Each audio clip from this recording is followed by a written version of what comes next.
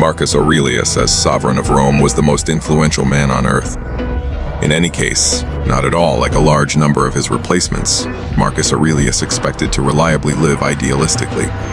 He followed a philosophical school called emotionlessness, which underscores the capacity to keep a quiet brain. History specialists trust that people in a condition of prospering accomplish genuine bliss, which is constantly joined by internal harmony. It's obviously that Marcus Aurelius was a bustling man, worrying about the concern of driving a domain and the subsequent pressure. His book Reflections gives us knowledge into how he managed this. You could consider how Marcus Aurelius kept his self-restraint. Marcus Aurelius is eminent for his negative perception, a training present-day history specialists use as a reflective strategy to begin the day. In this conversation, we should zero in on less popular lessons that act as pragmatic guidance for a more quiet life. Doing less is the first piece of advice for a life that is more peaceful and tranquil. It's critical to take note of that. The Stoics exceptionally esteem efficiency as an uprightness. Then again, balance is likewise an excellence. Marcus Aurelius saw that individuals participate in numerous pointless exercises. In the present age, we have practically limitless admittance to amusement, making it simple to engage in useless pursuits.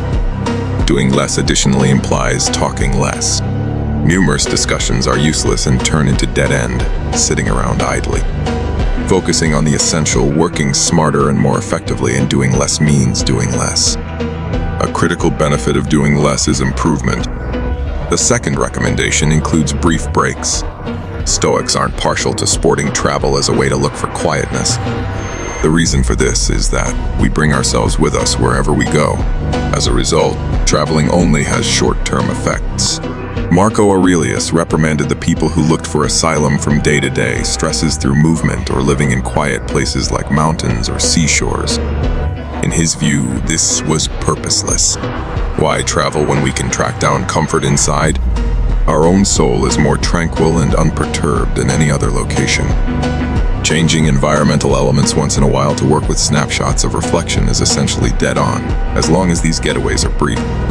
Marco Aurelius proposes snapshots of consideration and reflection to recharge ourselves, quieting our regular routines. He teaches two things. Things don't connect to the soul and they don't move outside.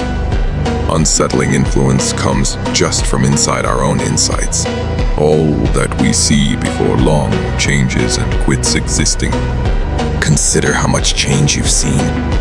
The world is only change. Our life is insight. The next piece of advice is to remember that everything will pass.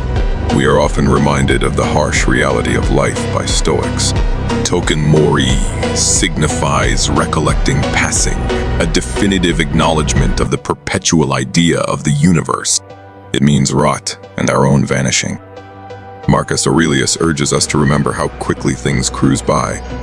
1 second we may be fascinated in something, the following, something else.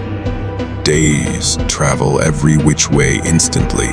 Taking a gander at the historical backdrop of this planet, human existence is nevertheless a concise second in grandiose development.